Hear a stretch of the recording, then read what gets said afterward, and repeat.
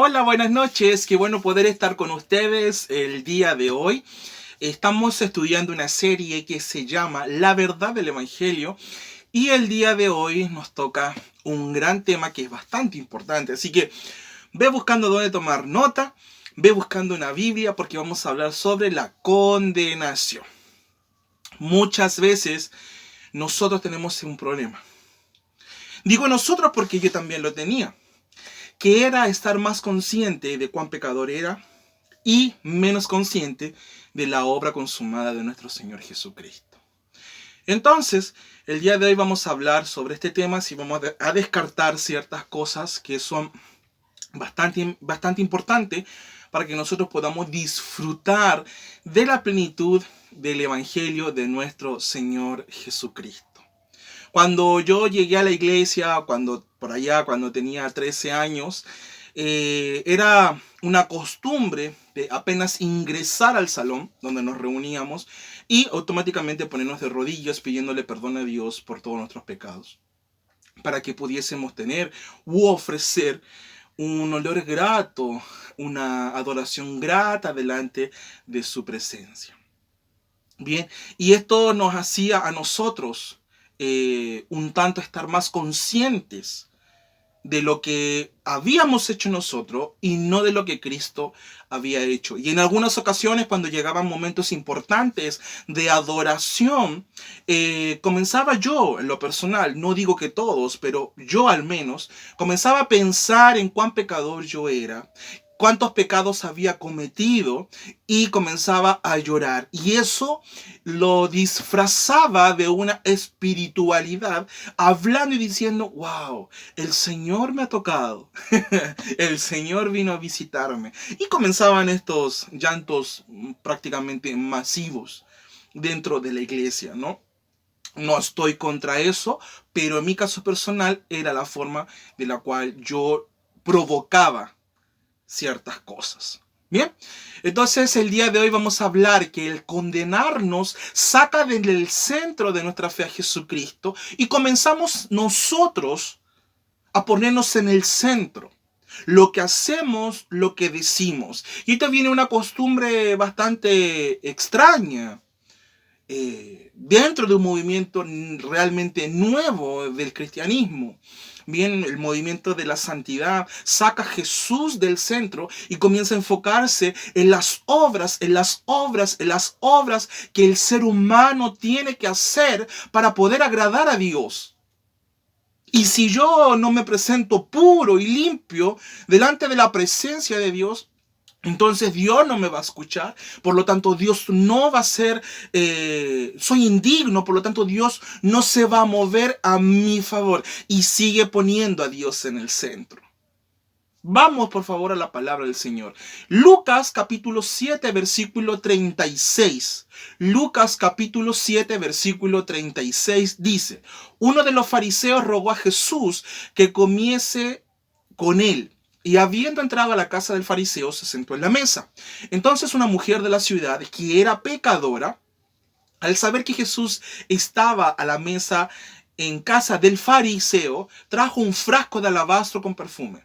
Y estando detrás de él a sus pies, llorando comenzó a regar con lágrimas sus pies y los enjugaba con sus cabellos. Besaba sus pies y los ungía con el perfume. Lo importante de esto es que, ¿qué ejemplo podemos tomar? Podemos tomar muchos ejemplos, pero en contexto a lo que estamos hablando sobre la conciencia de pecado, no es el llanto, no es la actitud que tuvo esta mujer actuando en torno al maestro, sino que la decisión que tomó, enfocarse y sabiendo que solamente el maestro, solamente Jesús, el que estaba enfrente de ella, era el que podía perdonar los pecados. Por lo tanto, ella no dijo, oh, qué tan pecadora soy. Ella no dijo, wow, gané este dinero, lo generé de una forma deshonesta, en pecado, porque muchos dicen que esta mujer era prostituta. Lo generé en pecado, el dinero del cual compré este perfume y el cual voy a presentar y voy a ungir al maestro. Ella no dijo eso. No le importó su belleza, no le importó su cabellera, sino que simplemente dijo, yo sé que en el Maestro es donde yo encuentro la solución y el perdón de mis pecados. ¿Por qué explico esto? Porque conocemos nosotros muchas personas que dicen, voy a dejar de fumar para poder acercarme a la iglesia, voy a dejar de beber para acercarme a la iglesia, voy a dejar de decir groserías para poder acercarme a la iglesia. ¿Por qué? Porque por muchos años solamente se han enfocado en predicar el evangelio, un evangelio que saca a Jesús del centro como la solución al problema. ¿Por qué? Porque se acerca la persona a la iglesia, al segundo día de reunión, lo primero que le dicen, ponte falda, deja de usar aros, deja de maquillarte, deja de hacer esto, deja de hacer esto, deja de hacer esto. Y se enfocan en mensajes totalmente legalistas, sacando el verdadero sentido del cristianismo, el verdadero sentido del evangelio que es Cristo. Lo sacan del medio y ponen al hombre. Y que si tú no haces eso, entonces eres vanidoso, eres rebelde. Por favor, volvamos a la raíz del evangelio, a lo que predicó el apóstol Pablo, a lo que predicó el apóstol Pedro, el apóstol Juan, a lo que predicaron los apóstoles. Que Jesús es el que vino a redimirnos del pecado, de la maldición y de la muerte. De que es Jesús el que vino por nosotros, tomó tu lugar, tomó mi lugar y sufrió nuestro castigo, para que tú y yo podamos el día de hoy presentarnos justos, santos y hechos perfectos delante del Maestro.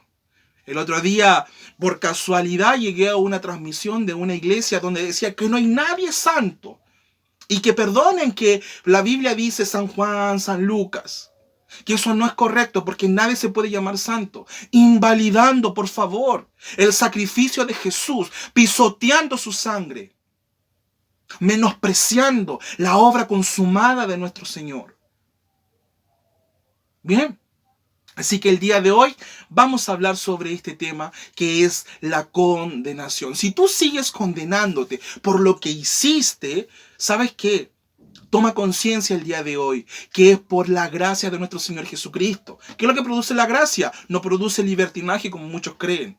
Y han negado la obra consumada de Jesús, aplicando ley tras ley. Pero sabemos que por la ley nadie puede ser salvo, solamente por la obra de Jesucristo, creyendo en su mensaje. Tenemos que llegar ante Él y adorarlo tal y cual somos, sin quitar nada, porque Él no necesita hipocresía. Lo que más Jesús condenó estando en este mundo fue la hipocresía. La gente que aparentaba ser lo que no era.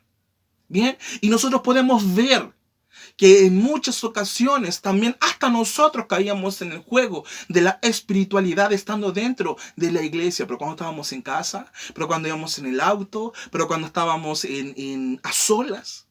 ¿Cuáles son nuestros pensamientos? Entonces, no podemos nosotros presentarnos delante de Dios por nuestras obras y decir, bueno, cuán bueno yo soy, porque nadie puede justificarse delante de Dios por medio de sus obras. Tú, por ejemplo, ¿te atreverías a limpiarte antes de tomar un baño? No, ¿cierto? Porque el baño o la ducha es lo que te limpia, no es antes. Asimismo, es Jesucristo el que te limpió de todos tus pecados.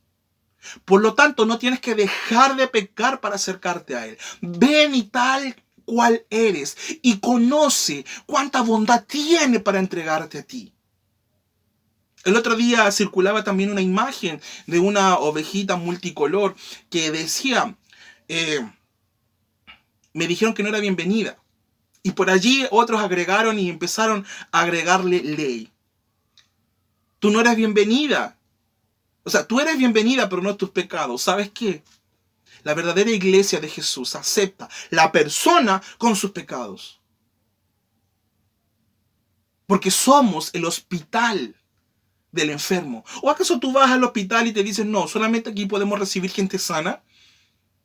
Es cuando allí dentro se produce la sanidad. También así es la iglesia, es cuando adentro se produce el perdón y la reconciliación del mundo con Dios.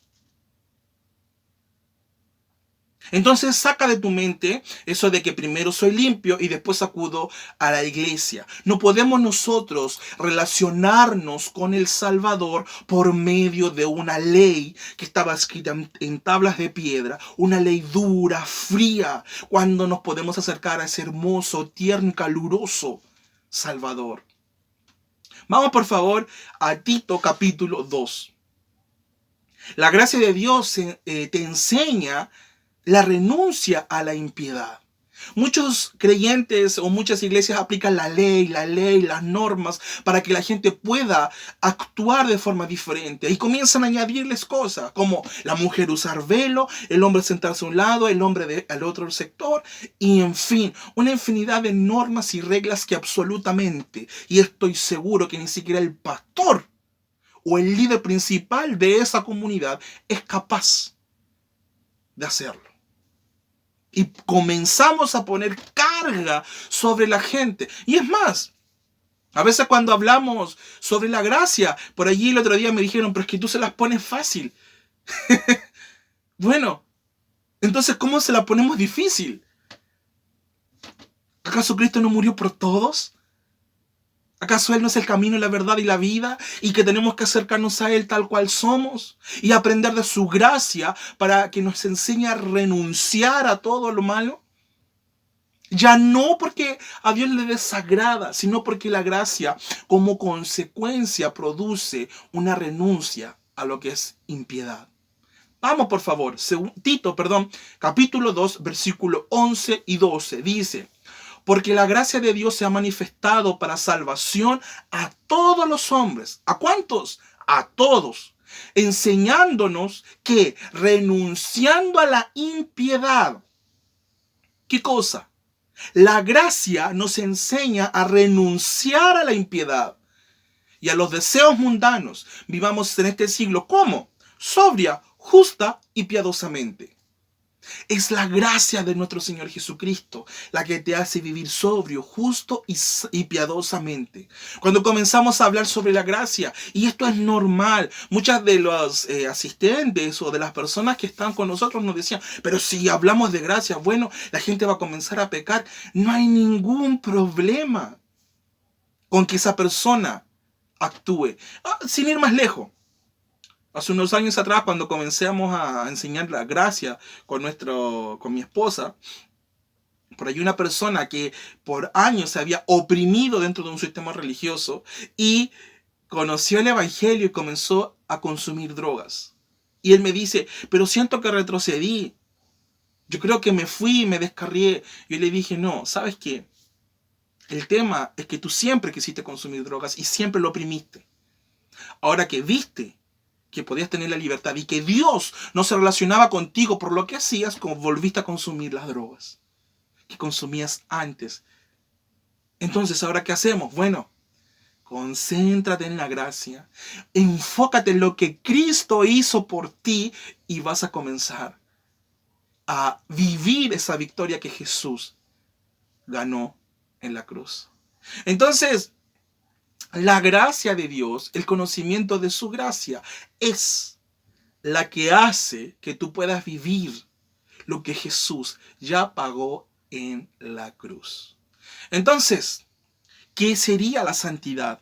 ¿En dónde cae en esto la santidad? La santidad viene de una palabra griega que se dice, bagiasmos. Bagiasmos, sí, así mismo. ¿Qué significa? Separado, no común. Esta misma palabra era la que Dios usaba para referirse al pueblo hebreo cuando estaban las 10 plagas en Egipto. Y ellos veían como todos los egipcios recibían la plaga, mas ellos no. ¿Por qué? Porque era un pueblo separado, no común, para disfrutar la protección divina. Si tú le preguntas a un religioso qué es la santidad, bueno, te comienza a nombrar muchos requisitos. para que tú puedas ser sano, para que tú puedas ser santo y llegar, ojalá, que algún día a ser santo. Y es más, le atribuyen a las circunstancias adversas como un proceso de santificación, cosa que no es bíblica y Dios no lo indica así. Entonces, es Jesús es el que examina tu corazón. Si Dios en algún momento te mira tu corazón, lo único que va a encontrar es a Él, a Jesucristo, que ya está dentro de ti. Y si el día de hoy, hasta el día de hoy, tú no lo has recibido en tu corazón, te invito a abrirle tu corazón. Contáctanos para que nosotros podamos orar junto contigo. Y por medio de una oración, puedas tú, nosotros ayudarte y tú abrirle tu corazón a Jesús. Bien, entonces, ocúpate de Cristo y aleja el yo para que puedas ver a Jesús. A veces nosotros luchamos y batallamos con los pecados. ¿Y es por qué? Porque miramos y vemos algo totalmente nublado y nos vemos a nosotros enfrente y nos dejamos ver la magnífica obra que Jesús hizo por nosotros. Nos santificó, nos purificó y nos hizo perfecto.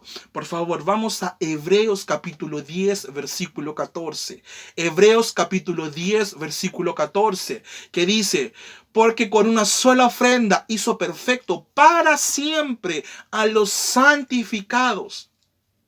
En el antiguo pacto, la sangre de los toros y de los machos cabríos nunca pudieron quitar el pecado, solamente estos cubrían el pecado. Por eso es que tenían que hacerse muchos sacrificios. Y el día de hoy, mediante el sacrificio de Jesús, que fue para siempre, el que transformó y cambió toda la era, todo el tiempo, su sacrificio no tiene límite. Está tan activo que si el día de hoy tú crees en Jesús, Él perdona tus pecados desde que naciste hasta antes de morir. Aleluya. Esto es el Evangelio de nuestro Señor Jesucristo. Y Él mantiene esa perfección en ti hasta el último día de tu vida. La ofrenda por el pecado hablaba de tus pecados transferidos al cuerpo de Jesús.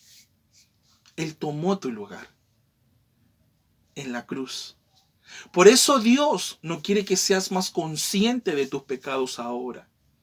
Quiere que seas consciente de tu perdón, de cuánto Él te ha perdonado. Disfruta la vida que Cristo te dio en victoria. La única forma de vivir y manifestar y expresar esa victoria es enfocándote en Él, mirándolo siempre a Él, el blanco perfecto, que es Cristo.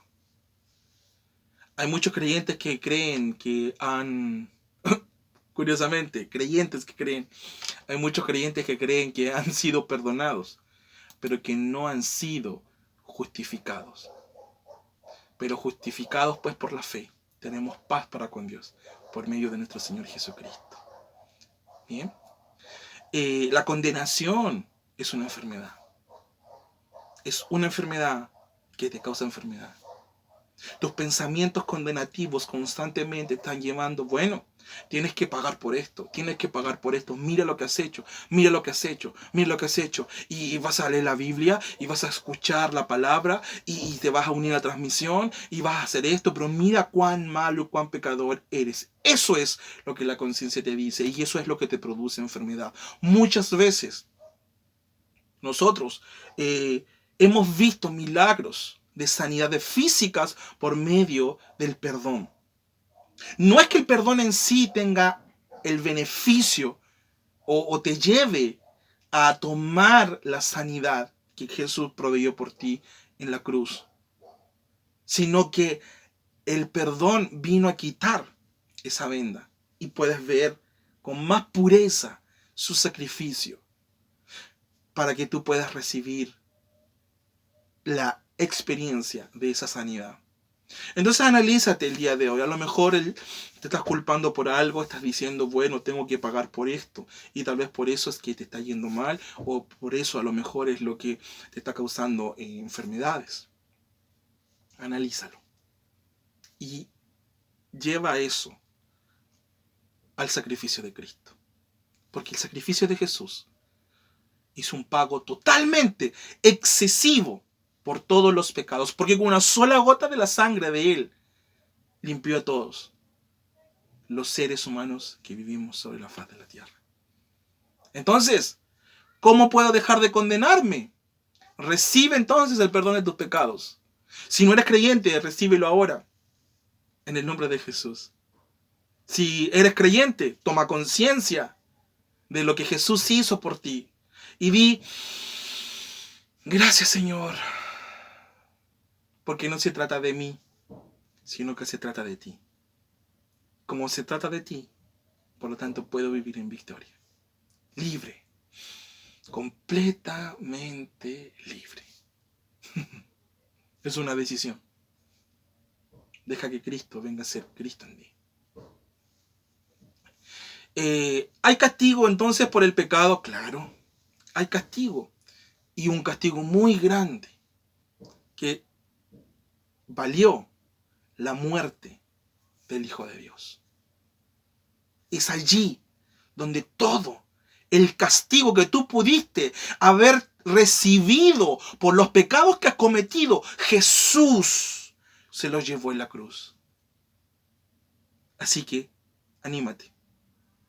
Ya no hay más castigo. Solamente hay perdón. Y si tú a lo mejor me lo estás viendo y dices, pero es que se la estás poniendo fácil. Lee la palabra. Lee la Biblia. No soy yo el que se las pone fácil. ¿Qué sentido tendría la muerte de Jesús si nos tendría que costar nuestro propio sacrificio? La salvación. Nuestras propias obras. La salvación. Bien. Así que te animo a que puedas recibir esta palabra.